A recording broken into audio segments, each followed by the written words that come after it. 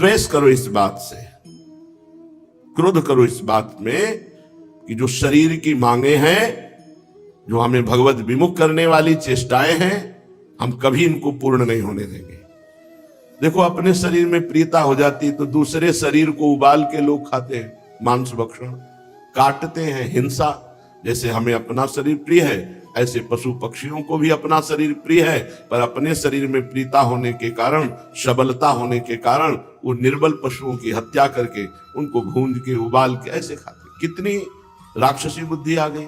बनते हैं मानव, बनते हैं अपने को बहुत महान बनाना चाहते, समाज में सम्मान और पद प्रतिष्ठा और घृणित कार्य करते हैं।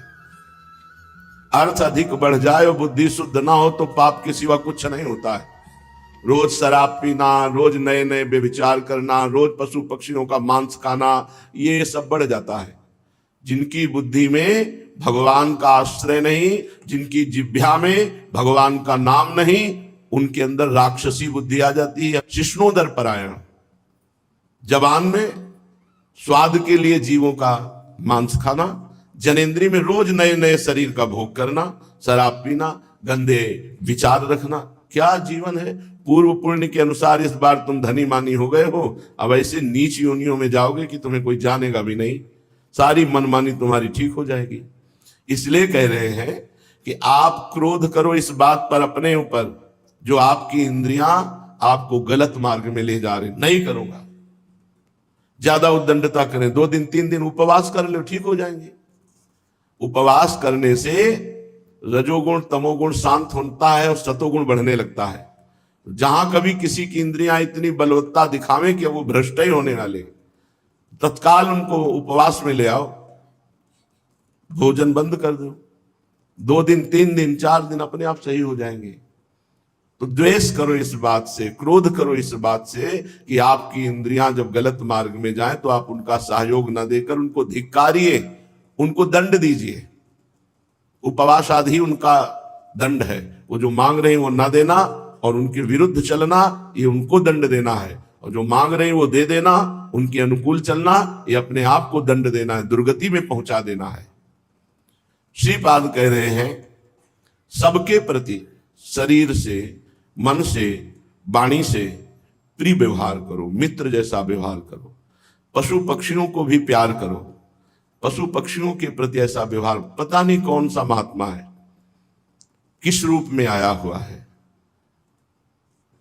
सही कहते हैं आपको, कौन किस रूप में है बिल्कुल पता नहीं। ना जाने किस रूप में भगवान आ जाए और आपका स्वभाव है तिरस्कार करना, पशु पक्षियों को दुख देना, तो आप अपने भगवान को दुख देंगे, फिर आपको कौन रोक पाएगा दुख भोगने से।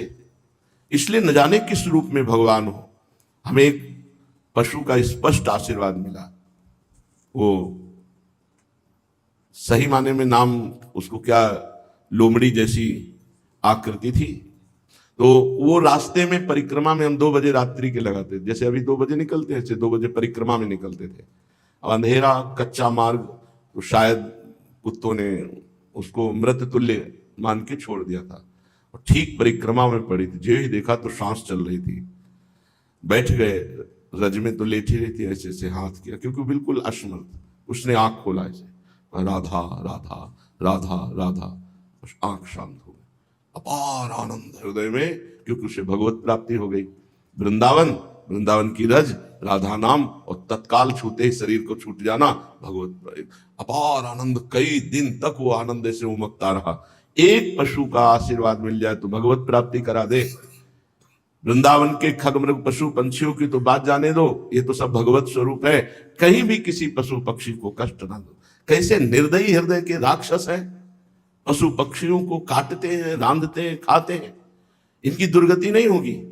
ये अपने को क्या समझ रहे हैं, काल को अधीन किए हो। देखना आगे चलकर जीवन में, ना इस जीवन में तुम सुखी रहोगे और ना जीवन के बाद भी सुखी रहोगे। नहीं, जो जीवों का द्रोह करने वाला है वो कभी सुखी नहीं हो सकता। कहते हैं, तर्क रख देते हैं कि भगवान ने बनाया इसीलिए अगर हम खाएंगे नहीं तो इस सृष्टि बढ़ जाएगी। नहीं नहीं, इस सृष्टि का शासन 3 प्रकार से भगवान करते हैं। सृजन करते हैं, पालन करते हैं, और वही इसका अपने आप में लय कर लेते हैं। अलग अलग विधान भगवान ने बनाए हैं।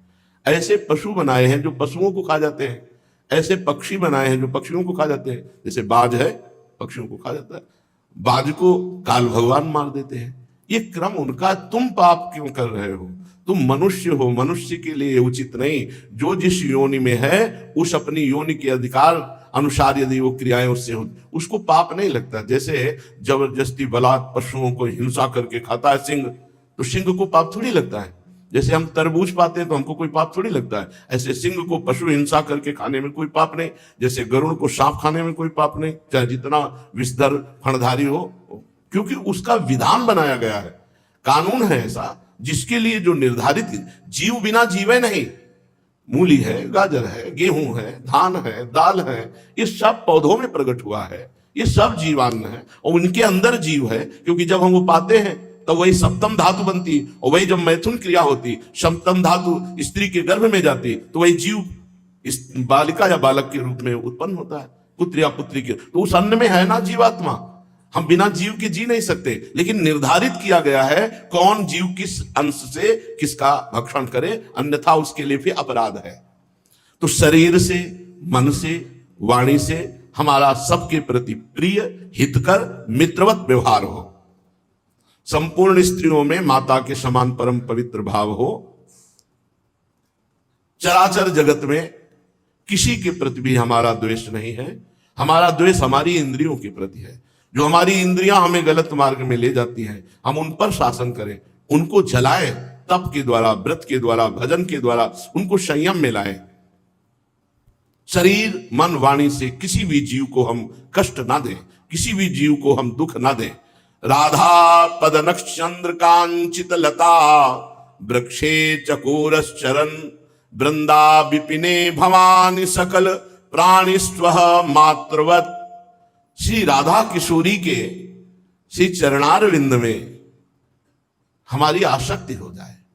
जैसे चकोर की आसक्ति केवल चंद्रमा में है, और चंद्रमा के लिए प्राप्ति के लिए वो सोचता है मैं उड़कर तो पहुंच नहीं सकता और चंद्रमा मेरे पास आ नहीं सकता, तो कैसे प्राप्ति हो? तो सुना कि भगवान शंकर के मस्तक पर चंद्रमा है और भगवान शंकर चिता की राख मस्तक पर लगाते हैं, तो चंद्रमा से मिलन हमारा हो जाए, इसलिए चकोर आग खाता है, चकोर अंगार खाता है। लागी लगन छूटे नहीं, जीभ चोच बर जाए, मीठो कहा अंगार में जाहि चकोर चबाए। और वो इसलिए खाता है कि मैं भस्म हो जाऊं, और कभी भगवान शिव हमारी शरीर की भस्म को मस्तक पे लगा लेंगे तो हम अपने प्रीतम चंद्रमा से मिल जाएंगे। हम ऐसे प्यार करें लाडली जू के श्री चरण नख कांति से। श्री प्रियाजू के चरण नख की कांति करोड़ों चंद्रमाओं को हे करने वाली है। हमारा चित्त चकोर की भांति श्री प्रियाजू के चरणों से प्रेम करे और समस्त विश्व के प्राणियों के प्रति माता जैसा वात्सल्य रखे। जैसे माँ अपने बच्चों से प्यार करती, ऐसे पशु पक्षी सबसे हम अपने वात्सल्य भाव कैसे उसको दुलार करें। सच्ची मानिए सबसे बड़ी भगवान की यही पूजा है। अगर आप पशु पक्षियों को दुलार करेंगे, उनको आप कष्ट नहीं देंगे, आप उनको नहीं मारेंगे, नहीं खाएंगे, राक्षस नहीं बनेंगे, तो नाम जप करो और ऐसा सद्भावना करो तो परहित सरिस धर्म नहीं भाई, इसी से भगवत प्राप्ति हो जाएगी। पीयूष द्रवसार वृष्टिभिरिव ब्रह्मामृतौघैरिव प्रालेयांशु मरीचिवीचिभिरिव स्व सिंधुपातैरिव तीव्रोदार रसासवरिव लसत्कर्पूर पूरैरिवा पूर्णामे मतिरस्तु जीवन तया वृंदाटवी सेविनः। जीवन धन श्री वृंदावन अपने सेवक की मति को प्रियालाल के प्रेम में डुबो देता है। यह है श्री धाम वृंदावन के आश्रय और वास का फल। जीवन धन श्री वृंदावन धाम, पहली बात लिखा जीवन धन। जिसका जीवन धन हो गया है वृंदावन, तो वृंदावन उसकी मति को प्रिया प्रीतम के प्रेमामृत में डुबो देता है। जो ब्रह्मानंद है, ब्रह्मानंद महान सुख है, लेकिन ब्रह्मानंद को जो फीका कर दे उसे प्रेमानंद कहते हैं। श्री प्रिया प्रीतम के चरणारविंद के प्रेमानंद में वृंदावन मस्त कर देता है, डुबो देता है उसको जिसने अपना जीवन धन वृंदावन को मान लिया। जैसे मंदाकिनी गंगा है, वो अपनी लहर मात्र से पावन कर देती है। गंगा जी का 3 रूप, भूतल पर भागीरथी गंगा, आकाश में अलकनंदा गंगा और पाताल में मंदाकिनी गंगा। तो बोले जैसे मंदाकिनी की धारा, क्यों कहा पाताल में भागीरथी की धारा बोलते? क्योंकि भागीरथी की धारा प्रकट है, मंदाकिनी की धारा यहां सहज नहीं है। अनसुईया जी ने अपने तपोबल से प्रकट किया, चित्रकूट में मंदाकिनी जी विराजमान। ऐसे ही आप वृंदावन का आश्रय लेकर भजन बल से इस धारा में डूब सकते हैं। ये सहज धारा नहीं है। भगवत ऋषि जी ने भी कहा है, संप्रदाय नवधा भगति वेद सुरसरी नीर, ललिता सखी उपासना है सिंहिन को छीर। है सिंहिन को छीर रहा है कुंदन के बासन, कै बच्चा के पेट और घट करे विनाशन। बोले चारों संप्रदाय, वेद सिद्धांत, ये गंगा की परम पावन धारा है, कोई भी गोता लगा सकता है। पर वृंदावन में नित्य विहार रसपरायण सी प्रिया प्रीतम का सहचरी भाव, बोले ये सिंगिनी का दूध है, ये स्वर्ण पात्र में टिकता है या बच्चा के पेट में टिकता है। तो ऐसे ही यहां जो मंदाकिनी गंगा की बात की कि मतलब वो गुप्त है, दुर्लभ है। ऐसे ही प्रेम जो है वो अनंग है, प्रेम अनंग है, ऐसे प्रकट में नहीं दिखाई दे रहा और सबके हृदय में विराजमान है, गुप्त है। अगर आप नाम जप करोगे तो ये धारा प्रकाशित हो जाएगी। बोले प्रेम मूल यह नाम है, प्रेमी रसिक जपत यह नाम, तो प्रेम मगन निज बन विश्राम, श्री हरिवंश जहां रहा है। इसमें ऐसे नहीं नहा सकते।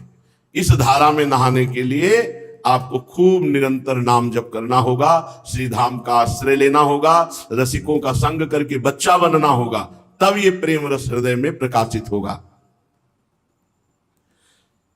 श्री वृंदावन तदगत स्थिर चरान स्वानंद सच्चिद घनान, त्रैगुण्यास्पृश आप्लुतान हरिरसोद्वेलामृतैकाम बुधौ, पश्यन्तौ विलसन्ति संत इह के प्याश्रित्य सर्वात्मना, श्री राधा चरणाम्बुजद्दल छायां महायोगिनः। श्रीधाम वृंदावन में जब स्थावर ये वृक्ष आदि, पशु पक्षी आदि, बाहर से आकर वृंदावन में कोई वृक्ष लता लगा दी जाए, कोई पशु पक्षी आ जाए, तो वृंदावन उसे सच्चिदानंद रूप प्रदान कर देता है। क्या साधना की वृक्ष ने, क्या साधना की बाहर से आए हुए पक्षी ने? विश्वास करो इस बात पर। श्री वृंदावन तदगत स्थिर चरान स्वानंद सच्चिद घनान। तो आप जब मनुष्य शरीर में वृंदावन वास करेंगे तो आपको सच्चिदानंद रूप की प्राप्ति नहीं हो जाएगी क्या? जब पशु पक्षियों को, जड़ वृक्षों को भी सच्चिदानंद घन रूप प्रदान कर देता है वृंदावन, जो वृंदावन की इस भूमि में स्थित हो गया, चाहे वो पशु पक्षी हो चाहे लता हो, वो सच्चिदानंद रूप को प्राप्त हो जाता है, तो तुम तो मनुष्य शरीर से वृंदावन प्राप्त किए हो, विश्वास करो तुमको निश्चित सच्चिदानंद रूप की प्राप्ति होगी। ये त्रिगुणमय जो माया समुद्र है, ये तुम्हें अब डूबो नहीं पाएगा। तुमने वृंदावन का आश्रय ले लिया, तुमने वृंदावन का वास स्वीकार कर लिया, तो त्रिगुण मायामय ये समुद्र तुम्हें नहीं डुबा सकता। अब तुम्हें डुबाएगा, जरूर डुबाएगा, पर वो हरिरस प्रेम उच्छलित समुद्र डुबाएगा, त्रिगुण में मायामय समुद्र नहीं डुबाएगा। हरिरस, हरिरसोद्वेलामृतैकाम बुधौ, हरिरस अमृत समुद्र, प्रेमामृत, प्रिया प्रीतम का प्रेम रस तुम्हें डुबाएगा वृंदावन के आश्रय से। अब तुम्हें माया में समुद्र नहीं डुबा सकता। और कह रहे पश्यंतु विलसंति संत इह के प्याश्रित सर्वात्मना। कोई बिरला ही संत ऐसा होता है जो वृंदावन का आश्रित तो प्रिया प्रीतम को देखने के लिए व्याकुल है। वो महायोगी श्री राधा चरणाम्बुज दल की छाया का सर्वभाव से आश्रय लेकर कभी वृंदावन को नहीं छोड़ता, तो प्रिया प्रीतम का साक्षात्कार पा जाता है वृंदावन की कृपा से, रजरानी की कृपा से। यदि मनुष्य जीवन मिला और आप प्रिया प्रीतम से अपनापन नहीं कर पाए, भजन नहीं कर पाए, तो कह रहे हैं धिंग धिंग मामी देह गेह ममताविष्टम तथैव शूद्रप लोकाराधन साधन प्रणयनम क्षुद्र स्तवोत्फुल्लितम। धिक्कार है हमारे जीवन को। ना हम वृंदावन धामवास कर पा रहे हैं, ना हम नाम जप कर पा रहे हैं, ना हम प्रिया प्रीतम के रूप में आसक्त हैं, ना उनकी लीला गुण गा रहे हैं। तो धिक्कार है हमारे जीवन को। नाम रूप लीला धाम से यदि नहीं जुड़े तो धिंग धिंग मामी। क्यों? देह गेह ममताविष्टम तथैवा सूत्रप। बस वही शरीर का प्यार, शरीर संबंधियों का प्यार, यही ममता में फंस करके हम अपने जीवन को नष्ट कर रहे हैं। ना धाम से, न नाम से, न रूप से, न लीला से। ये जो चारों परम पद प्रदान करने वाले हैं, इनमें से हम किसी में से नहीं जुड़े तो हमारा जीवन धिक्कार है। लोकाराधन साधन, अगर भगवत मार्ग में लगे भी तो कुछ लोग ऐसे मंद बुद्धि के होते हैं कि जो बाधा होती उसी को आराधना का फल समझ बैठते हैं। कंचन कामिनी कीर्ति ये हमारी भगवत प्राप्ति में बाधा है और इसी की चाह को समझते हैं भगवान की बड़ी कृपा है। लोकाराधन साधन, अपने साधन को बना दिया लोकाराधन।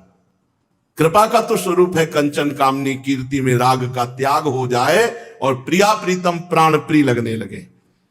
प्रणयनम क्षुद्रम स्तवोत्फुल्लितम, इन छोटी छोटी क्षुद्र मायामयी बातों में वो प्रफुल्लित होने लगता है।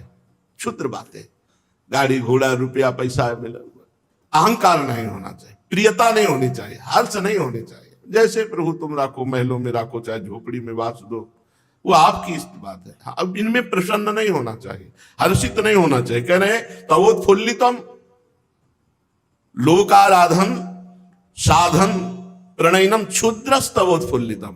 ये क्षुद्र छोटी छोटी बातों में, छोटे छोटे भोगों में हर्षित होने लगे। लोकाराधन लोगों को रिझाने में अपना समय देने लगे। भगवत प्राप्ति की बात अलग है। यदि पैसे की लालसा रख करके प्रवचन किया जाए, पैसे की लालसा रख करके उपदेश किया जाए तो उसे लोकाराधन कहते हैं, उसे साधना नहीं कहते, उसे लोकाराधन कहते हैं। लोगों की आराधना करके भोगों की प्राप्ति रखना क्या है?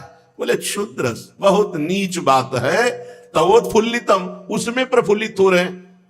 इतने रुपए इकट्ठा हो गए, इतनी वैभव हो गया, इतना नाम हो गया, कुछ नहीं, स्वप्न ही तो है मायाकृत। इसलिए मुझे सत धिक्कार है यदि मैं ऐसा करूं। देह गेह में फंसकर प्रिया प्रीतम के नाम रूप लीला धाम से विमुक्त हो धिक्कार। लोकाराधन में तत्पर होकर के इसी को साधना का फल मान करके कंचन कामिनी कीर्ति में राजी तो धिक्कार। हस्त प्राप्य मिदम महारस फलम श्री शादि दुर्लभम। बोले तुम्हारे हाथ में आ गया दिव्य फल, फिर भी तुम समझ नहीं पा रहे। जो भगवान नारायण लक्ष्मी आदि को भी दुर्लभ है, वो प्रेम वृंदावन तुम्हें प्रदान करने के लिए तैयार है। पर तुम वृंदावन की आराधना, प्रिया प्रीतम की आराधना ना करके भोगों की चाह रखते हो। श्री वृंदावन नाम नित्य रुचिमन्नादाय संस्वादय। आहा, श्री वृंदावन, हा वृंदावन, प्राण वृंदावन, जीवन वृंदावन, ऐसा स्वाद लेते हुए वृंदावन का आश्रय, प्रिया प्रीतम की आराधना, यही दिव्य जीवन है, यही वर्तमान में सिद्ध जीवन है। हमें अन्य कोई चाह ना हो। चलते हैं श्रीमद् भागवत महापुराण। प्रसंग चल रहा है, भगवान नरसिंहदेव सिंहासन पर विराजमान है और प्रहलाद जी भगवान की स्तुति कर रहे हैं। काफी स्तुति कल आपने सुनी, जो श्रेष्ठ बची उसे सुनी। प्रहलाद जी कह रहे हैं, क्वाहम रजः प्रभवैस् तमोधिकेस्मिन् जातः सुरेतर कुले क्व तवानुकंपा ना ब्रह्मणो न तु भवस्य न वै रमाया यन्मेर पिता शिरसि पद्म करः प्रसादः। प्रभु, कहां मैं तमोगुणी असुर वंश में उत्पन्न हुआ दैत्य बालक, और कहां आपकी अनंत महिमा, अनंत कृपा, धन्य है। आपने अपना परम प्रसाद स्वरूप और सकल संतापहारी वह कर कमल मेरे सिर पर रखा है, जिसे कभी ब्रह्मा जी लाभ प्राप्त नहीं कर पाए। ब्रह्मा जी के सर पर कभी हाथ, कभी लक्ष्मी जी, कभी बड़े बड़े ऋषि मुनि जो लाभ नहीं प्राप्त कर पाए, वो लाभ आपने हमें दिया। अपना कर कमल हमारे सर पर फेरा।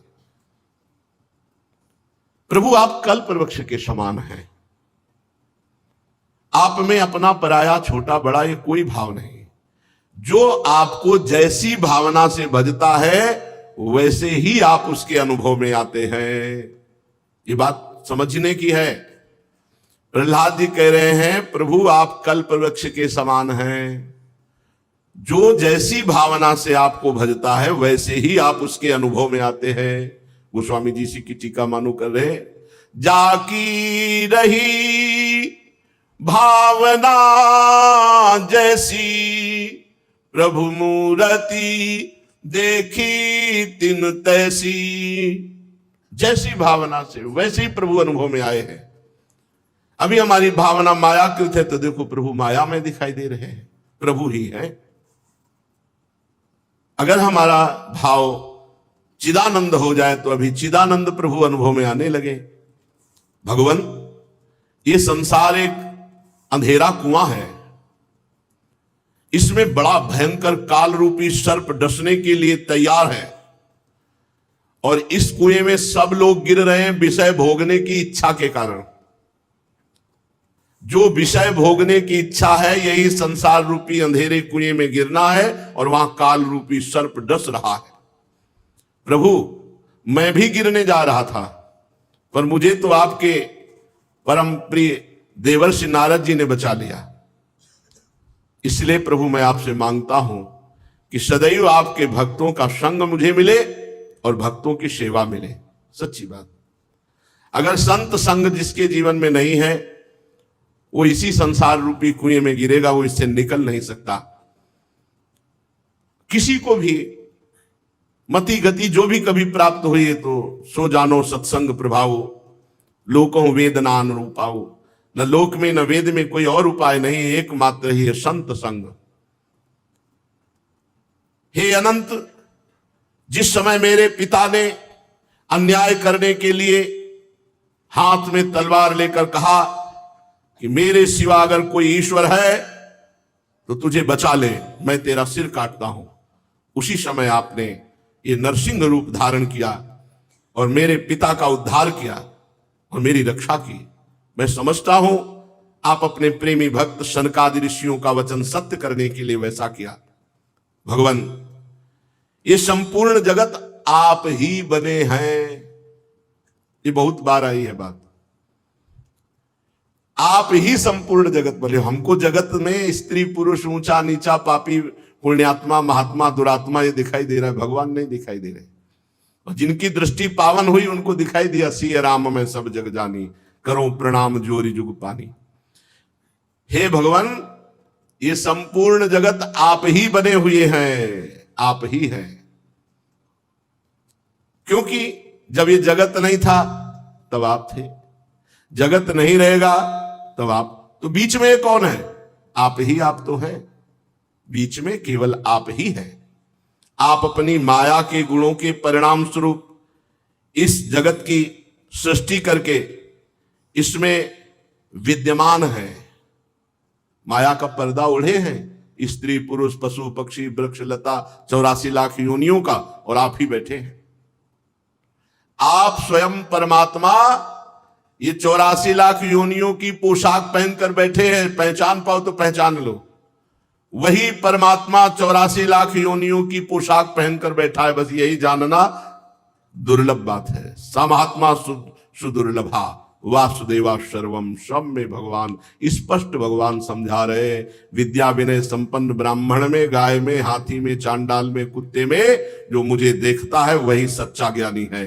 विद्या विनय संपन्ने ब्राह्मणे गविहस्तनी सुनीचय सुपाकेचा पंडिता समदर्श, उसी के नेत्र सही है जो इन सब पोशाकों को पहने हुए मुझे देखता है। कितना बढ़िया ज्ञान है। 84 लाख योनियों की पोशाक पहने हुए मेरा प्रभु ही विराजमान है। बस पहचान लो, इन कपड़े बदलने से हमारे प्रभु नहीं बदल जाते। जैसे हम किसी अभिनेता अभिनय करने वाले को पहचानते हो तो हर स्वांग में हर रोल में पहचान लेंगे। चाहे वो क्रूर रोल कर रहा हो, चाहे दया वाला रोल कर रहा हो, चाहे धर्म वाला कर रहा हो, चाहे अधर्म वाला, पहचान लेते हैं ये वो कलाकार है, ये अमुक है, ऐसे पहचानो। 84 लाख योनियों की पोशाक पहनकर नाटक करने में एकमात्र परम प्रवीण भगवान श्री कृष्ण ही हैं। जगन नाटक वैभवा। प्रभु जब आप माया में पोशाक धारण करते हैं तब आप पहचान में नहीं आते, ऐसी लीला करते हैं पहचान में नहीं आते, क्योंकि आप मालूम ही नहीं पड़ता कि आप हैं। ऐसे अभिनेता है हमारे प्रभु, अपना जब रूप छिपा करके माया में रूप धारण करते हैं तो पहचान में नहीं आते। भगवान ये पूरा जगत आप ही हैं, आपसे भिन्न कुछ भी नहीं है, यही ज्ञान अंदर बैठ जाए। अपना पराया, मैं तू, भेदभाव, ये सब मायाकृत है, माया है। ये जन्म स्थिति लय माया है। अपना पराया, मैं तू, भाव भेद, ये जो है छोटा बड़ा, ऊंचा नीचा, ये माया है। ये सृष्टि, ये पालन, ये लय, ये एक स्वप्न है, माया का खेल है, सत्य नहीं है। ये सत्य नहीं है। ना सतो विद्यते भाव, नहीं सत्य है। थोड़ी थोड़ी देर में झूठा हो जाता है, सत्य कैसे? जब सो रहे थे तो स्थूल देह झूठा हो गया था, पता ही नहीं था है भी कि नहीं, और जब जगे तो स्वप्न झूठा हो गया। जब सुषुप्ति में गए तो जागृत और स्वप्न दोनों लय हो गए। कहां सत्य है? ना सतो विद्यते भाव। जो त्रिकाल सत्य है उसका कभी अभाव नहीं हुआ है परमात्मा, और ये मायाकृत, ये त्रिकाल सत्य नहीं है। भगवान आप अपने स्वरूप में संपूर्ण विश्व को समेट करके निष्क्रिय होकर प्रलयकालीन जल में शेष शैया पर आंख मूंदे हुए शयन करते हैं। हे स्वयं प्रकाश, जब कोई अपने स्वरूप में स्थित हो जाता है तो वो भी तुरी पद को प्राप्त हो जाता है। शंकर सहज स्वरूप संभारा, लाग समाधि अखंड अपारा। स्वरूप ही शांताकार है। जैसे भगवान प्रलयकालीन जल में शेष शैया पर शयन करते हैं, ऐसे ही संपूर्ण सृष्टि का स्वाप्निक जो स्वरूप था वो लय को प्राप्त हो गया, और आत्मज्ञानी अपने आत्म स्वरूप में, स्वयं ब्रह्म स्वरूप में स्थित होकर वो परमानंद में शयन करता है। प्रभु काल शक्ति और प्रकृति, यही आपकी रचना है, इसी से सब प्रकट होता है। जब भगवान शयन करते हैं तो काल शक्ति को छोड़ देते हैं और मूल प्रकृति को, मूल प्रकृति भगवान में योग निद्रा रूप से स्थित रहती है, और जहां काल समय पूरा हुआ तहां मूल प्रकृति में क्षोभ हुआ तो त्रिगुणात्मिका प्रकट, सतोगुण, रजोगुण, तमोगुण, और आपका शरीर विराट रूप ब्रह्मांड धारण कर लेता है। और उसी जैसे बट बीज से वृक्ष निकले, ऐसे आपके नाभि कमल से ब्रह्मांड कमल उत्पन्न होता है। उसमें ब्रह्मा जी प्रकट होते हैं, ब्रह्मा जी से संपूर्ण सृष्टि प्रकट होती है। तो हुए तो आप ही ना सब रूपों में। हे प्रभु, हे वैकुंठनाथ, मेरे मन की बड़ी दुर्दशा है। देखो, ये महापुरुष जन हमारे मन की बात प्रभु से करते हैं। जिनके सामने प्रभु विराजमान है, भला उनके मन की क्या दुर्दशा होगी? भला इतने सिद्ध महापुरुष प्रहलाद जी के मन की क्या दुर्दशा होगी? पर वो हमारे मनों को पढ़कर कह रहे हैं कि हे वैकुंठनाथ, मेरे मन की बड़ी दुर्दशा है। ये पाप ही सोचता रहता है, इसे छोड़ दो, इस पर शासन न करो तो गंदी बात ही सोचेगा, बस और कुछ नहीं। बड़ा कलुषित है मन और बड़ा दुष्ट है मन। प्रहलाद जी वर्णन कह रहे प्रभु बड़ी इसकी दुर्दशा है। नई तन्मनस्तव कथा सुविकुंठनाथ, संप्रियते दुरित दुष्ट मसाधु तीव्रम। संप्रियते दुरते, ये सदैव गंदी बातें, गंदे आचरण, गंदा विचार, ये इसे अच्छा लगता है, इसकी प्रीति है गंदी बातों में। और दुष्ट, ये बड़ा दुष्ट है। मसाधु है अर्थात असाधु, गलत चिंतन, गलत आचरण, गलत विचार, ये दुष्ट है। ये कामनाओं में कामातुरम हर्ष शोक भयषणार्थम, एक या तो किसी भोगों की कामना करेगा और नहीं किसी बात को लेकर भयभीत हो जाएगा, कभी हर्ष पैदा करेगा, कभी शोक पैदा करेगा, कभी इस लोक की बात में रति करेगा, कभी परलोक की बात सुनेगा, कभी धन में रति करेगा, कभी स्त्री में रति करेगा। ये बहुत दुष्ट है मन। आपकी लीला कथा में नैतन मनस्तो कथा सुविकुंठनाथ, हे वैकुंठनाथ, हे भगवान हरि, आपकी लीला कथा में आपके नाम में तो कभी लगता ही नहीं है। मैं बहुत दीन हो रहा हूं, कैसे आपका चिंतन करूं, क्योंकि चिंतन होता है मन से, वो मन है दुष्ट, मन है बड़ा विषयी। प्रभु हमारी ऐसी दुर्दशा है जैसे एक पुरुष की कई पत्नियां हो और सब अपनी अपनी सैया की तरफ उसे घसीट रही हो, तो उसकी कैसी दशा होगी। ऐसे हमारी दशा हो रही। जिह्वैकतोच्युत विकर्षति मा वितृप्ता, शिष्णोन्यतस्त्वगुदरम श्रवणम कुतश्चित। प्रभु ये जिह्वा स्वाद के लिए घसीट रही है, अच्छा अच्छा खाने को मिले, इतना मन दुष्ट है, ये दुर्दशा किए है। आपके नाम जप में नहीं लगेगा, लीला कथा में नहीं लगेगा, परमार्थ की बातों में नहीं लगेगा, गंदी बातों में लगेगा। हमारी दुर्दशा किए हुए है। जैसे कई स्त्रियां हो एक पुरुष के, अपनी अपनी सैया की तरफ घसीट रही, ऐसी दुर्दशा है कि जीभ घसीट रही अच्छे अच्छे पदार्थों के पाने के लिए, ये खाया जाए, ये पिया जाए, ये खाया जाए, बस इसी में। जनेन्द्री शिष्णोत्यंतस, जनेन्द्री बार बार भोग के लिए,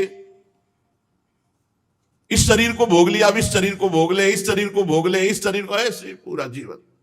रसेंद्री घसीट रही अच्छे अच्छे खान पान के लिए, और जनेन्द्री घसीट रही है सुंदर शरीर भोग के लिए, त्वचा घसीट रही सुकोमल स्पर्श के लिए, और पेट कभी अघा ही नहीं रहा। सुबह भरो, दोपहर भरो, शाम भरो। कान गाना सुनना, संगीत सुनना, भजन नहीं। ये मोबाइल बहुतों को बर्बाद कर रहा है, जी नहीं सकते मोबाइल के बिना, ऐसी स्थितियां हो रही। देखो, जो देखते हो उसी का मनन होता है, जो सुनते हो उसी का मनन होता है, जो बोलते हो उसी का मनन होता है। तीन बातों का बहुत बड़ा प्रभाव, श्रवण कथन सुमिरन, इनका बहुत बड़ा प्रभाव होता है। हमको ना चाहते हुए भी मन फंसा देगा यदि हम गलत श्रवण करेंगे, गलत चिंतन करेंगे, गलत मनन करेंगे। कान मधुर संगीत की ओर घसीट रहा है, जिह्वा स्वादिष्ट भोजन के लिए, जनेन्द्री शरीर भोग के लिए, त्वचा कोमल कोमल कपड़ा लत्ता स्पर्श के लिए, पेट भोजन के लिए, कान मधुर संगीत के लिए, नासिका सुगंध के लिए, नेत्र रूप के लिए, सौंदर्य रूप के लिए, सहज माधुरी अंग अंग की, कही कासो पट तरिए, देखो माई सुंदरता की सीमा। छिन छिन नवीन नवीन रूप माधुरी प्रकट हुई। ये सुंदर सुंदर हमारे लालजू हैं, जहां ऐसी सुंदरी प्रियाजू चकोरी की भांति देख रहे, जहां ऐसे सुंदर लालजू चकोर की भांति प्रियाजू को देख रहे। अरे इधर आओ, कहां पहुंच रहे हो। सुंदर तो प्रभु है, सुंदर तो प्रियाजू है, सुंदर तो सहचरिया है। एक सहचरी प्रकट हो जाए ना तो करोड़ों लक्ष्मियों को मूर्छित कर दे, ऐसी सुंदर सहचरी है। लक्ष्मी कोटि विलक्ष लक्षण लसल, लीला किशोरी सतई, राधाध्यम ब्रज मंडलेति मधुरम, राधा विधानम परम। हे प्रभु, ये सब इंद्रियां अपनी अपनी ओर घसीट, सब इंद्रियों को एक झटके में घसीट ले, वो है हमारे प्रभु, एक झटके में। इसीलिए कह रहे कि जपो, नाम जप करो। प्रभु क्या, ये जलाती रहेंगी इंद्रियां, चित्त को आकर्षित करके, वशीभूत करके, कहीं कोई स्मरण ना रह जाए, ऐसे ठाकुर हैं, ऐसे प्रभु हैं। इन प्रभु को छोड़ करके कोई इंद्री विषय, कोई भोग, कोई वासना, कुछ मन नहीं होता, ना कहीं जाने का, नहीं कहीं आने का, ना कुछ खाने का, ना पीने को। पहनने का तो जीवन में यही पहना है, पहनने को तो यही पहना, नहीं तो एक ही वस्त्र केवल तन ढकने के लिए रहा है, एक ही वस्त्र। आप सन्यास वाला, काशी वाली देखना, दूसरा दुपट्टा नहीं है कि कोई दूसरा, एक वस्त्र छाती से लगा ले, ना पहनने का, ना खाने का, ना पीने। तो क्या ऐसी वस्तु है जो यहाँ अच्छी लगती, कुछ अच्छा लगता है? यहाँ कोई वस्तु है अच्छी लगने की? यही तो भगवान की माया है, भाई यही समझ रहा है।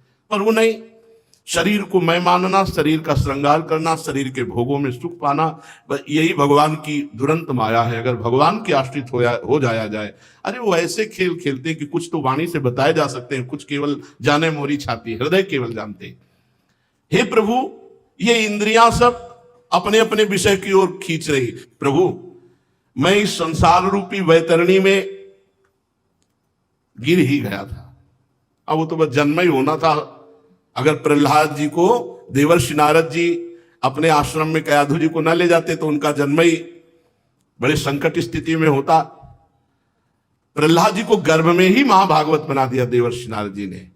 धन्य है संतों के चरणों में कोटि कोटि धन्य। अगर संत चरणामृत पान न होता, संतों के दर्शन न होते, संतों के वचन न सुनते, तो ये भगवत मार्ग पुष्ट होने वाला तो नहीं है। बिना संतों के पुष्ट होने वाला नहीं, पक्का। आज जो कुछ भी समझ में आया है, जो कुछ, वो सब संतों से समझ में आया है, सब संतों की कृपा से आया है।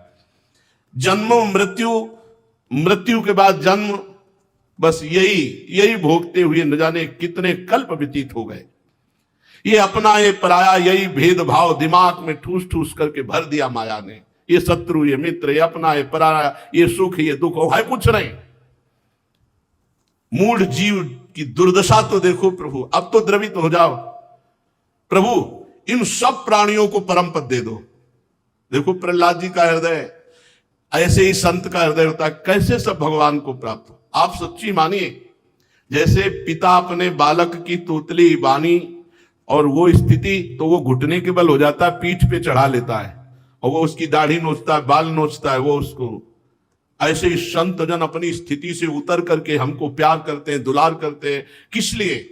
आप निकल जाओ इस माया से, आप निकलो। कम से कम एक जगह मन लग जाए कि मेरे प्रभु, मेरे गुरुदेव, मेरे महाराज जी, मेरे स्वामी जी, एक जगह मन लग जाए तो कपिल भगवान कहते हैं जैसे संसार में की हुई आसक्ति बंधन का कारण, वैसी ही आसक्ति यदि संत महात्मा से हो जाए, बस जैसे मेरी माँ, मेरे पिता, ऐसे एक भी आसक्ति अंदर से हो जाए तो मोक्ष का खुला हुआ द्वार है। क्यों?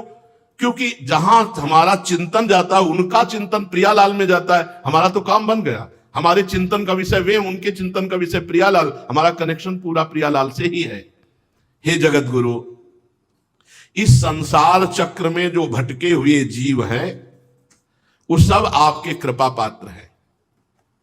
भूले भटके पुरुषों के लिए आप ही एक सहारा हो प्रभु। हमें आवश्यकता नहीं आपके इस संसार से पार होने की, हमें चिंता नहीं है इस संसार की, हमें इसकी आवश्यकता नहीं। हम तो आपसे विनय कर रहे हैं इन संसारिक प्राणियों के लिए, हमें आपकी चिंता नहीं।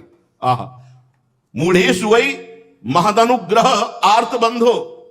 ये जो मूढ़ लोग हैं, आपके भजन से विमुख है, इन पर कृपा करो प्रभु। हमें इस संसार से पार होने की चिंता नहीं है और हमें इस अनुग्रह की आवश्यकता नहीं है, क्योंकि हम आपका नाम जप करते हैं, आपका चरणामृत पीते हैं, आपके लीला कथा श्रवण कथन में चित्त लगाए हुए हैं।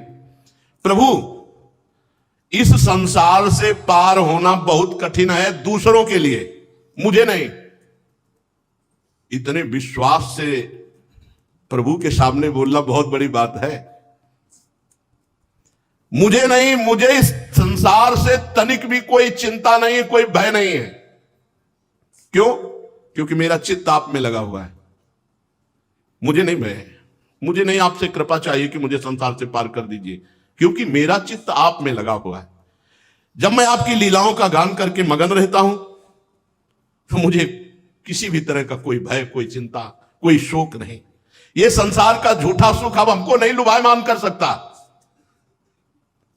ये ठसक देखो, ये संसार का झूठा सुख हमें लुभायमान नहीं कर सकता। ये संसार का भार वही ढोते हैं जो आपका नाम जप नहीं करते, आपकी लीला कथा में चित्त नहीं लगाते, वही इसी में डूब जाते हैं। मेरे स्वामी, बड़े बड़े ऋषि मुनि मुक्ति के लिए निर्जन वन में जाकर के मौन व्रत धारण करके भारी तपस्या करते हैं, परंतु मेरी तो दशा ही कुछ और है। मैं इन भूले हुए, दुख भोगते हुए संसार के प्राणियों को छोड़कर अकेले मुक्त नहीं होना चाहता। जय हो प्रहलाद जी की। यही भक्त का हृदय होता है। बड़े बड़े ऋषि मुनि अपने कल्याण के लिए एकांत में गए, मौन होकर तपस्या की, जीवन छोड़ा, भगवान को प्राप्त हुए। लेकिन मैं ऐसा नहीं, मेरी तो दशा ही कुछ और है। प्रहलाद जी कह रहे, मैं इन भूले हुए प्राणियों को छोड़कर अकेला मुक्त होना नहीं चाहता, और मुझे भी एक बात पर विश्वास है कि आप इनका कल्याण कर सकते हो, दूसरा कोई साधन नहीं।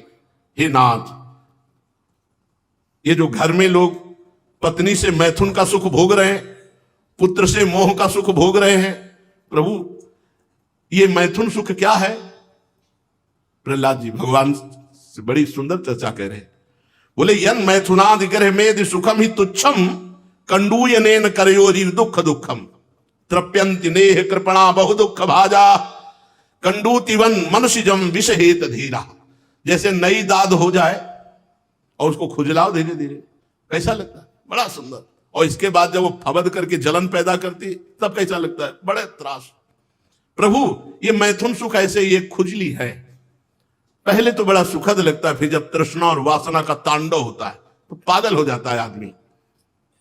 ये कामादि दोष उसको जलाते रहते हैं। पुरुषोत्तम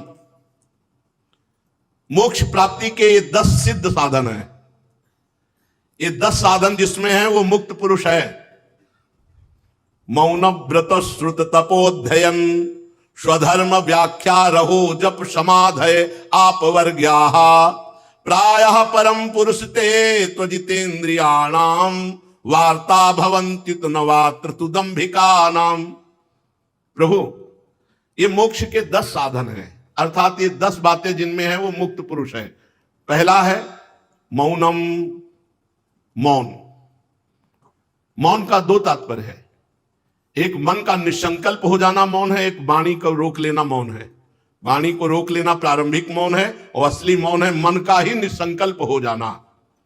दूसरा ब्रह्मचर्य, जो ब्रह्मचारी है वाणी और मन से मौन है और जो शास्त्र श्रवण में तत्पर है, तपस्वी है और जो नित्य पाठ परायण है, जो अपने धर्म का पालन करता है और जो शास्त्रों की चर्चा बड़ी युक्ति से करता है, एकांत सेवन और निरंतर जप परायण और समाधि, ये 10 जिसमें है वो मोक्ष को प्राप्त हुआ महापुरुष है। मौन, ब्रह्मचर्य, शास्त्र श्रवण, तपस्या, स्वाध्याय, स्वधर्म पालन, युक्तियों से शास्त्रों की व्याख्या, एकांत सेवन, जप और समाधि। परंतु ये बहुत कठिन है। जिनकी इंद्रियां वश में नहीं वो इसको दंभ पाखंड करने लगते हैं। इन्हीं साधनों का दंभ पाखंड करने लगते हैं, दिखावा करने लगते हैं और अपने जीवन निर्वाह का साधन बना लेते हैं। और जब भंडा फूटता है इनका तो बहुत बुरी तरह नष्ट हो जाते हैं। ये दाम्भिक लोग, पाखंडी लोग, जब तक इनका भांडा नहीं फूटता तब तक ये खूब जीवन की जितनी भी आवश्यक भोग सामग्रियां एकत्रित करते रहते हैं और जब पोल खुलती है तब सब नष्ट हो जाता है। प्रभु काष्ठ मंथन के द्वारा जैसे अग्नि प्रकट की जाती है, ऐसे ही जब नाम आप जिह्वा पर रगड़ोगे, जैसे 2 लकड़ियों के मंथन से अग्नि प्रकट होती है, ऐसे राम कृष्ण हरि राधा जो आपको प्रिय लगे, राधा राधा राधा राधा राधा, जब जिह्वा से नाम रगड़ तो ज्ञानाग्नि प्रकाशित हो जाती है, प्रेमाग्नि प्रकाशित हो जाती है। जपो, करो। एक उपासक करे तो कुछ करने का मन होता है, अरे भैया अनुष्ठान कर, दिव्य से दिव्य भगवान की दिव्य शक्तियां तेरे हाथ में आ जाएंगी। कौन सी ऐसी शक्ति है जो ना प्राप्त हो जाए? अगर करने का मन है तो संसार की तरफ क्यों जा रहा है? भगवान की तरफ चलना। रोज 108 गोपाल शास्त्र नाम का पाठ कर, रोज चतुरासी जी का पाठ कर, ले अनुष्ठान ले, तो रोज 108 माला जप निज मंत्र की कर। उसको ये समझ में नहीं आ रहा कि जैसे एक अंधा आदमी कुएं में गिरने जा रहा है, दूसरा अंधा उसको पकड़ के चला रहा है, तो दोनों कुएं में गिरेंगे।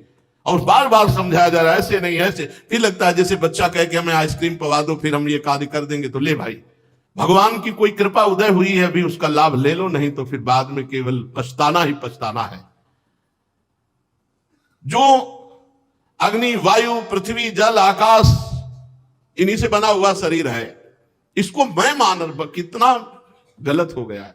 इसको मैं मान रहे, इंद्रियां, प्राण, मन, चित्त, अहंकार, इसी को सब कुछ अपना मान रहे हैं और ये मायाकृत है, इसीलिए माया में चित्त लग रहा है। प्रभु जब तक आप कृपा नहीं करेंगे ये जीव नहीं हट पाए। और प्रभु की कृपा का हमारे ऊपर बहुत वर्षा है एक तरह से। कैसे? पर रोज सत्संग मिल रहा है, रोज साधु संग मिल रहा है और आपको कृपा का अनुभव नहीं हो रहा। एक बार केवल हनुमान जी से मिलन हुआ, विभीषण जी करे अब मैं भा भरोस हनुमंता, बिनु हरि कृपा मिले नहीं संता। और रोज आपको महापुरुषों के चरित्र, महापुरुषों की बातें सुनने को मिल रही। अरे मान जाओ, जीवन का परम लाभ श्री प्रिया लाल से चित्त का जुड़ जाना है। प्रभु आपकी सेवा के 6 अंग हैं। पहला है सेवा पूजा, जो विविध पदार्थों से की जाती है। दूसरा है समस्त कर्मों का भगवान को अर्पण करना। तीसरा है भगवान की स्तुति, रोज स्तुति करना। चौथा भगवान को प्रणाम करना। ये सब नियम दिए हुए हैं, सबको बोला है, चाहे 5 बार, चाहे 11 बार, चाहे 21 बार, चाहे 101, 51, ऐसी दंडवत का नियम लो। हम कहा चाहे स्त्री शरीर हो चाहे पुरुष शरीर हो, 11, 21, 51, 108 दंडवत का नियम लो, क्या चला जाएगा?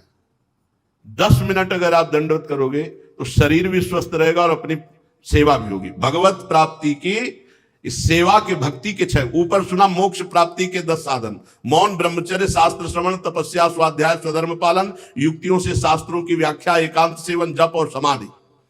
और यहां भगवत प्रसन्नता के लिए जो सेवा की जाती है उसके 6 अंग, उसमें पहला आप रख लीजिए, आप दंडवत प्रणाम कितना करते हैं? सबके लिए प्रार्थना है। अरे 5 रख लीजिए, 11 बार दंडवत क्या जाता है? 2 मिनट में 5 दंडवती हो जाएंगी। 5 बार मंत्र जप किया और दंडवत हुए। मान लो स्त्री शरीर पंचांग करो, पुरुष शरीर साष्टांग करो, लेकिन नियम तो चलना चाहिए। भगवान की स्तुति गाना, जैसे स्तुति में अपने सब सुधानिधि पूरी स्तुति है, 5 श्लोक याद कर लो सुधानिधि के, और रोज प्रियाजू के सामने 5 श्लोक सुना दो, स्तुति हो गई, प्रणाम नमस्कार हो गया, और समस्त कर्मों का अर्पण। तो अब जैसे अपने लोग हैं तो कुछ रह ही नहीं गया तो क्या अर्पण करें, पर जिनका है अभी कुछ, तो सुबह से शाम तक अर्पण करने की विधि रखो। 1-1 घंटे में अपने समय को, जो कर्म किया है कर्म सहित समय को भगवान को अर्पण कर दो। सेवा पूजा, जो भी सामग्री अच्छी से अच्छी तुम अर्पित कर सकते हो प्रियालाल को अर्पित करो। चरण कमलों का चिंतन करते हुए नाम जप, प्रियालाल के गौर श्याम चरणों का चिंतन करते हुए नाम जप, और भगवान की रोज लीला कथा सुनना। इन 6 अंगों का पालन किए बिना किसी को भक्ति प्राप्त नहीं हो सकती। 10 लक्षणों का पालन किए बिना कोई मोक्ष नहीं प्राप्त कर सकता। 6 अंगों का पालन किए बिना कोई भक्ति नहीं प्राप्त कर सकता। तो अपने भक्ति मार्ग में है, नियम से रोज दंडवत, नियम से चाहे 1 श्लोक सुनाओ, रोज प्रियाजू को श्लोक सुनाओ। नियम से अपने समस्त कर्मों को प्रभु को अर्पित करो। रोज सेवा पूजा जो अपने ठाकुर जी की है, बिल्कुल अंदर से चिंतित रहो, मेरे ठाकुर इस समय भूखे होंगे।